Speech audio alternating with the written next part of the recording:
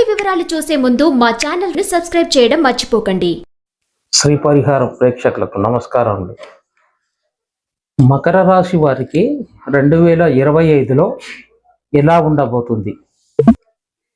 మకర రాశి వారికి 2025లో మార్చిలో మీకు 7.5 శని, ఏలినాటి శని, సాడేసాతి అని కూడా అంటారు. మకర రాశి వారికి మార్చి 29 రాత్రికి మీకు ఏలునాటి శని నుంచి విముక్తి కలుగుతుందండి. మకర రాశి వారికి ఏలినాటి శని వెళ్ళిపోవడం ద్వారా ఒక శుభ సూచికమే అని చెప్పొచ్చు. ఎందుకంటే 7.5 సంవత్సరాలుగా మకర రాశి వారు కొందరికి మధ్యస్థంగా, కొందరికి తక్కువ స్థాయిలో, కొందరికి ఎక్కువ స్థాయిలో శని పీడింపబడడం జరిగింది. అంటే మకర కుంభాలు శనికి స్వక్షేత్రాలైన మరి వారి జన్మజాతకం ప్రకారం మరి శని ఎవరికి శుభుడయ్యాడు, పాపెవడికయ్యాడు, మరి ఏ నక్షత్రంపై శని ఉన్నాడు, ఇవన్నీ కూడా సంప్రదాయ జ్యోతిష్యంలో తీసుకుంటారు. ఇక కేపీ పద్ధతిలో కూడా నక్షత్ర జ్యోతిష్యంలో కూడా శని ఎంతవరకు మీకు లాభం చేస్తాడు, ఎంతవరకు మీకు అపాయం గండాలు తీసుకొస్తాడు అనేది ఈ జన్మజాతక పరిశీలనలో తెలుస్తుంది. మకర రాశి వారికి మరి ఇప్పుడు మార్చి 29 రాత్రి 9:44 మీకు ఏలినాడు శని నుంచి విముక్తి కలుగుతుంది. అంటే తృతీయ స్థానంలో మీనంలోకి శని సంచారం కావింపబడుతుంది. మరి మీనంలో ఉన్నటువంటి రాహువు మే 20లో మీకు ద్వితీయ స్థానంలోకి రాహువు మారడం జరుగుతుంది. మరి ఇక పంచమంలో ఉన్నటువంటి మీకు గురువు షష్ఠ స్థానంలోకి మారడం, అదే మే 15లో గురువు కూడా మిథునంలోకి మారడం, ఇక కేతువు, రాహువు కేతువు రెండు ఒకేసారి మారుతాయి 18 నెలలకు ఒకసారి. ఇక మే 20లో అక్కడ రాహువు, ఇక్కడ కేతువు సింహంలోకి రావడం జరుగుతుంది. ఇక 2025లో ఇక మేషరాశి వారికి అక్కడ ఏలినాటి శని ప్రారంభం కావడం, మకర రాశి వారికి మీకు ఏలినాటి శనితో విముక్తి కావడం జరుగుతుందండి. అంటే ఇన్ని రోజులు జరిగింది ఒక ఎత్తు, ఇప్పుడు ఇంకో ఎత్తులా ఉంటుంది.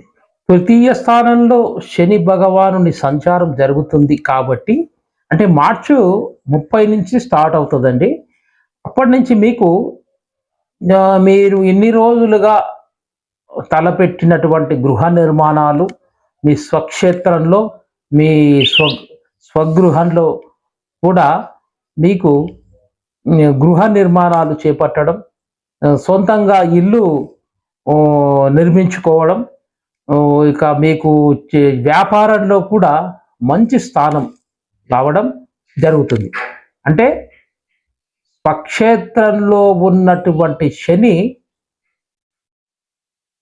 మీనంలోకి రావడం ద్వారా మీకు సొంత ఊర్లో ఇల్లు కట్టుకోవడం, సొంత ఊర్లోనే వ్యాపారం చేయడం, సొంత ఊర్లోనే ఏదైనా రాజకీయ రంగంలో మీరు ప్రవేశించాలన్నా, సొంత ఊర్లోనే మీరు వ్యవసాయం చేయాలనుకున్నా కూడా మీరు మీ స్వగృహం అందు ఏది చేయాలనుకున్న వారికి ఈ తృతీయ స్థానంలో శని సంచారం వల్ల మీకు చాలా బాగుంటుందనే చెప్పొచ్చు. ఏలినాటి శనిలో చాలా ఇబ్బందులతో చాలా అడ్డంకులు ఏర్పడి గృహ నిర్మాణాలు చేయాలన్నా, ఏదైనా వ్యాపారం చేయాలన్నా, ఏదైనా ఎగుమతి దిగుమతి వ్యాపారంలో వెళ్ళాలన్నా, ఏదైనా వివాహ కార్యక్రమాలు కానీ శుభకార్యాలు చేయాలన్నా చాలా అడ్డంకులు ఉండేవి. కానీ ఇప్పుడు మీరు ఏవి తలపెట్టినా కూడా చాలా సులువుగా సాఫీగా సాగడం అంటూ జరుగుతుంది. ఇక మీకు మంచి రోజులనే మకర రాశి వారికి మే 15 నుంచి గురువు కూడా షష్ఠ స్థానంలోకి వెళ్ళడం జరుగుతుంది. అంటే మీకు 6వ స్థానంలో గురువు వల్ల కూడా మీరు వివాహ కార్యక్రమాలు తీర్థయాత్రలు చేయడం, మీరు మొక్కిన మొక్కులు చెల్లించుకోవడం, ఇక మీ కులదేవత ఆరాధన చేయడం, ఇక మీరు తలపెట్టిన చాలా కార్యక్రమాలు వాయిదాలు వేస్తూ వస్తూ చాలా అడ్డంకులు ఏర్పడినవన్నీ చాలా సులువుగా నెరవేరడం అంటూ జరుగుతుంది. తృతీయ స్థానంలో శని వల్ల కూడా మీ కుటుంబంలో వివాహ కార్యక్రమాలు చేయడం, మీ అన్నదమ్ములు అక్కజెల్లెళ్ళతో మంచి సంబంధాలు ఏర్పడడం జరుగుతుంది. మకర రాశి వారికి గురువు గారి బలము మే 15 వరకు ఉండడం జరుగుతుంది. మే 15 తర్వాత గురువు మిథునంలోకి వెళ్ళిపోవడం జరుగుతుంది. అంటే గురు బలం అనేది తగ్గిపోవడం జరుగుతుంది.